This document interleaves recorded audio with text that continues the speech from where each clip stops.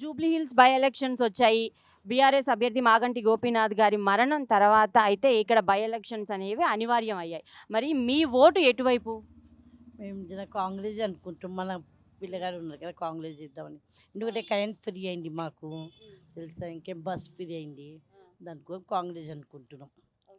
కాంగ్రెసే ఎందుకు? నవీన్ యాదవ్ గారు ఇక్కడ ఏం చేశారు? కాంగ్రెస్ అభ్యర్థి నవీన్ యాదవ్, ఆయన మీకు ఎలా తెలుసు? ఆయన ఏమన్నా అభివృద్ధి పనులు చేశారా? బాబు కదా ఇక్కడ బస్తీ పిల్లగాడు కదా ఆయన, మాకు చిన్నప్పటి నుంచి తెలుసు ఆయన. దానికోసం ఆయనకి చేద్దామని అనుకుంటున్నాం.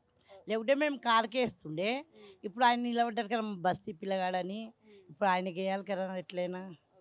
మరి బీఆర్ఎస్లో 11 సంవత్సరాలు మాగంటి గోపీనాథ్ గారు ఇక్కడ పోటీ చేశారు, అభివృద్ధి పనులు చేశారు. అయినా కూడా మీ పిల్లోడు అన్న ఒకే ఒక కారణంతో నవీన్ యాదవ్కి వేయాలనుకుంటున్నారు. అదే మా పిల్లగాడు ఉన్నారని, బస్తీ పిల్లగాడు మేము మంచి చెడ్డ అయితే ఆయనకు పట్టుకోవచ్చు కదా మేము, దానికోసం మేము చేస్తున్నాం అంతే. మరి అంతకు ముందు కూడా ఎలక్షన్స్ జరిగాయి, అప్పుడు కూడా నవీన్ యాదవ్ గారు పోటీ చేశారు కదా, మరి అప్పుడు ఓటేశారు ఆయనకి?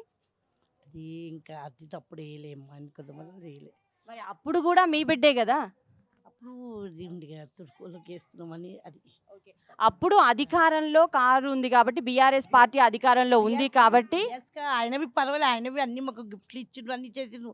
ఆయనకే వేసినాం, వేయలేనిలే అన్నీ ఆయనకే వేస్తాం.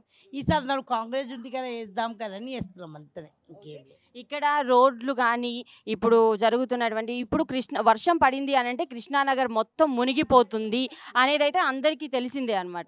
మరి మాగంటి గోపీనాథ్ గారు 11 సంవత్సరాలు ఇక్కడ గెలిచి ఈ కృష్ణానగర్ ప్రజలకి ఏం చేశారు? మంచిగా చేసిండు, నన్ను ఏం పర్వాలేదు. అందరికి గిఫ్ట్లు ఇచ్చిండు, చీర ఇచ్చిండు, తురుకోలకు వాళ్ళ పండుగకు ఇచ్చిండు, మనకు ఇచ్చింది ఏం అది అంతే బాగానుంది. ఇప్పుడు గోపీనాథ్ లేడు కదా, జర భయం అవుతుండే నీకు. ఓకే. సో మొత్తానికి చూసుకుంటే మాగంటి గోపీనాథ్ గారు ఉన్నప్పుడు అయితే ఆయన చాలా అభివృద్ధి పనులు చేశారు, గిఫ్ట్లు కూడా ఇచ్చారు, అన్ని రకాలుగా కూడా ప్రజల్ని మెప్పించారు కాబట్టి సో మాగంటి గోపీనాథ్ గారిని గెలిపించాము. ఇప్పుడు మాగంటి గోపీనాథ్ గారు లేరు. ఏ అవసరమైనా కూడా మేము మా బస్తీ వాసుడుగా నవీన్ యాదవ్ దగ్గరికి వెళ్ళి అయితే మేము చెప్పుకోగలం సమస్య అన్న ఒకే ఒక కారణంతో అయితే మాగంటి గోపీనాథ్ గారు లేరు కాబట్టి భయంతో నవీన్ యాదవ్ గారిని గెలిపించాలి అని అనుకుంటున్నారు అని ఈవిడ చెప్తున్నారు. మేమైతే బీజేపీ పక్కా, ఇప్పుడు దాకా బీజేపీ.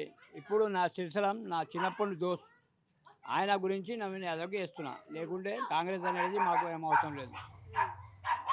మీకు శ్రీశైలం గారు చాలా సుపరిచితులు కాబట్టి మీరు కాంగ్రెస్. నేను ఆయన చిన్నప్పటి నుంచి ఒకసారి తిరిగినాం, మీరు పోయి నందు ఠాకూర్ అంటే అరే మా చిన్న అంటారు నవీన్ యాదవ్, గాలి నుంచి ఆయనకు ఓటేస్తారు. కానీ మేము ఎప్పుడైనా బీజేపీ, హిందూ ధర్మ పార్టీ బీజేపీ.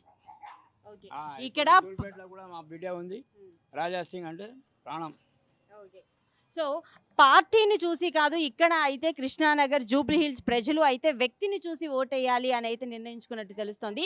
శ్రీశైలం యాదవ్ గారు చాలా సుపరిచితులు, నవీన్ యాదవ్ గారు చేసిన సేవా కార్యక్రమాలు కానీ ఇక్కడ మన బస్తీ వాసుడు అన్న పేరు అయితే వినిపిస్తూ ఉంది.